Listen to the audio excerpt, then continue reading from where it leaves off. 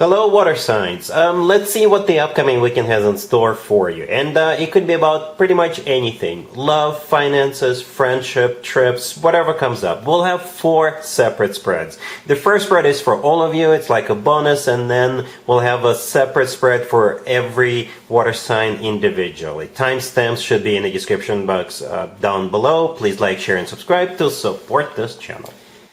This first spread is for all water signs. We have the Page of Pentacles, clarified by the 10 of Cups. We have the 3 of Cups, the 6 of Swords, and the World on the bottom of the deck. It looks like a family trip, water signs. That's what it looks like. Or maybe you're going to a wedding. You could be going to, you could be going on your own honeymoon. If you're getting married over the weekend, first of all, congratulations. And you could be getting on that train, getting on that plane, getting on that ship, right, and going, right, or maybe the whole family is going somewhere. So anyway, we have 2 cards on the table that could be interpreted as cards of literally going somewhere, right? The 6 of Swords, obviously, right next to the deck is one of them, and the World on the bottom of the deck could be the other one, because the World could be interpreted as some place remote. The Page of Pentacles, the first card that came out, you could be buying tickets with that Page of Pentacles. You could be booking your hotel room or buying tickets for the whole family. If you're taking your family to one of those theme parks, you could be buying tickets online in advance, right? The 10 of Cups clarifying the Page of Pentacles, it is a family card. It's also the happily ever after card. It could also be a card of like a massive family-oriented celebration. And the 3 of Cups in the middle is definitely a celebration card. Okay, it's also a card of a reunion, having a good time, you know, and back to the 6 of Swords. Yeah, you're going somewhere. Perhaps this whole thing, this whole trip will play out just before the end of the weekend, right? Maybe with the 6 of Swords, you could already be going back. But it looks like good times anyway, all right? Cool. Cancer, we have the 4 of Pentacles, the 10 of Pentacles, Temperance, and the 4 of Swords on the bottom of the deck. You're going to be dealing maybe with a Sagittarius. This is so interesting because this spread is sort of opposite in terms of being dynamic from the first spread. I'm sure you just watched the first spread for all water signs, and that spread is applicable to those of you who are going somewhere, celebrating, right? You know, having a good time, going out and all that stuff. This spread right here is opposite of that. This spread is like, leave me the heck alone, or leave our family alone. This spread is all about staying home, maybe doing stuff with your family, right? But not being like extroverts. This is a bit of an introverted spread, right? Because we got a couple of 4s here. We got the 4 of Pentacles. We got the 4 of Swords. So the 4 of Pentacles in this case, somebody who just wants to, you know, the person in the 4 of Pentacles is not sharing. The 4 of Pentacles, this is you kind of holding to yourself, keeping to yourself, I guess. The 4 of Swords on the bottom of the deck, yeah, taking a break.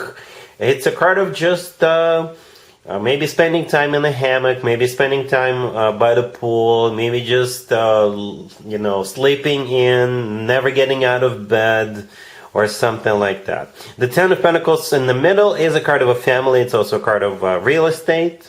Okay, Temperance right next to the deck could be a Sagittarius, you know, but Temperance is a card of, you know, nobody ever hurries up with the Temperance card. Temperance is all about taking it slow, you know, just taking your time, and things like that. Maybe you're gonna feel under the weather. Hopefully not, but maybe that's what's happening. Or you were just tired. You feel exhausted. Perhaps you had a busy week, and over the weekend, at least one day, at least Saturday, you're just going to be like, you know what, I'm staying in bed.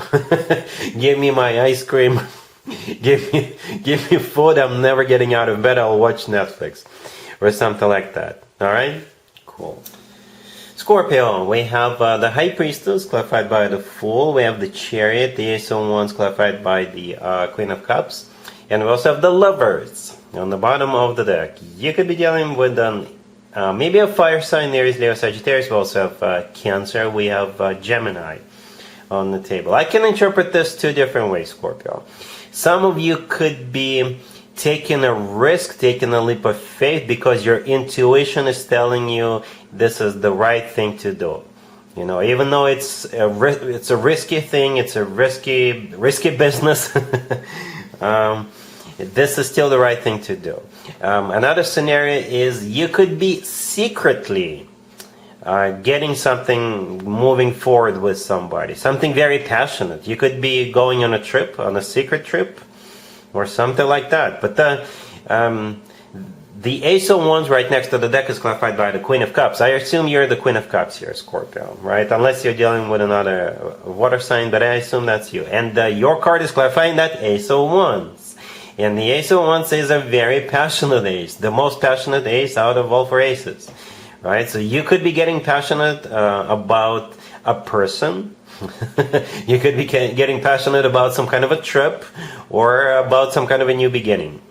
Right, we got so many major arcana cards on the table, so many. Right, the only 2 minor arcana cards that are the Queen of Cups and the Ace of Wands. The remaining cards are major, so this is something big. All right, so the High Priestess, the first card that came out, it could be a card of a secret, right? Or it could be a card of your intuition. The Fool clarifying that could be an Aries, you know, but the Fool could be a card of being very spontaneous. It could also be a card of taking a leap of faith, taking a risk, doing something you haven't done in the past, jumping right in with somebody. Right? The Lovers on the bottom of the deck, all of this could be happening with a Gemini. The Lovers is a Gemini major arcana card. The Lovers is also a card of a choice. So you could be making a conscious decision, conscious choice. Right? And the Lovers could turn out to be the love of your life. In my opinion, the Lovers is the best card when it comes to the actual love connection between 2 people. It's a soulmate card, it's a twin flame connection card, and it's the love of your life card. The Chariot in the middle. The Chariot in the middle could be literally going somewhere, right? Literally getting in the car or getting on the train or what have you and going somewhere. And the Chariot could also be a card of victory and success, so perhaps your intuition is going to tell you that yes, this is a win, this is going to be a victory for you, or it could simply be a card of moving forward and not looking back. Taking a leap of faith with the Fool card, taking a risk and not looking back, just going full steam ahead. All right, all systems go. And going back to that Ace of Wands with the Queen of Cups, clarifying it, yeah, you're going to get super excited. Super passionate about it. All right? Cool.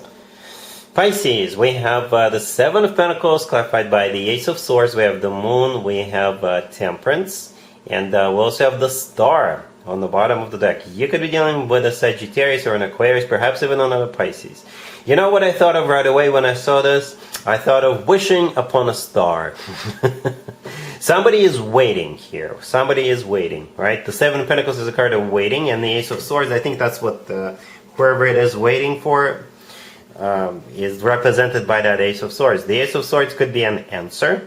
The Ace of Swords often comes through as the word yes. It's one of the yes words of the tarot deck.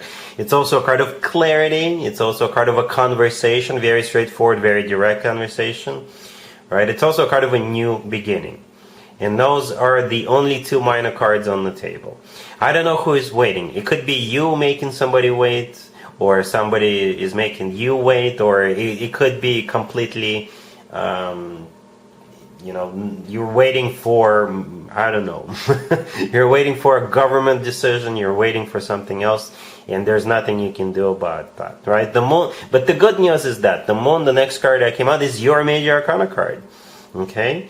It is your major arcana card, and it's always a good sign to have your own major arcana card in your own reading, right? Temperance right next to the deck could be a Sagittarius you're dealing with, but Temperance is a card of patience. It's a card of patience and balance. And the Star on the bottom of the deck could be an Aquarius you're dealing with, but the Star is a card of a wish come true, right? But the thing about the Star card, it's not like, it doesn't happen right away. It's not instantaneous. The Star usually takes time. But it will get here. It's almost here. It's almost here, Pisces. Let me know in the comments down below what you're waiting for. What kind of wish you're waiting to be granted to you, if it's not too personal. Alright? Cool.